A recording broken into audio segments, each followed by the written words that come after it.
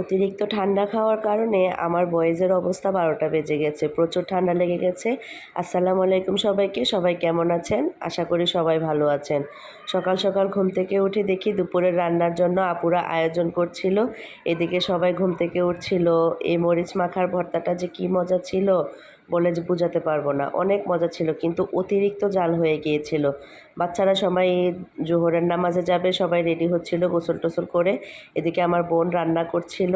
ওরা সবাই গোসল শেষ করে নামাজে যাওয়ার জন্য রেডি হয়ে চলে এসেছে, সবাই নামাজে চলে গেল। আর আমরা সব বোনেরা এদিক দিয়ে কাজগুলো শেষ করে নিচ্ছিলাম। দুপুরে এই আয়োজন ছিল আমাদের সেমাই, মুরগির রোস্ট, মরিচের ভর্তা, গরুর মাংস,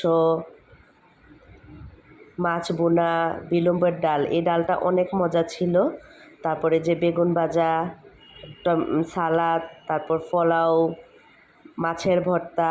এই মাছের ভর্তাটা আমাদের সবার অনেক বেশি পছন্দ, এই জন্য প্রত্যেক দিন এই মাছের ভর্তাটা ছিল। এদিকে আমার হাজব্যান্ড খাওয়া দাওয়া করে চলে যাচ্ছে, ওনার নাকি কাজ আছে, উনি চলে যাচ্ছে। বাচ্চারা সবাই বলল আইসক্রিম খাবে, এজন্য সন্ধ্যায় আবার সবাই মিলে একসাথে আইসক্রিম খেলাম। এই আইসক্রিম খেয়ে আমার অবস্থা 12টা বেজে গেছে। আজকে এ পর্যন্তই, ভালো থাকবেন সবাই, আল্লাহ হাফেজ।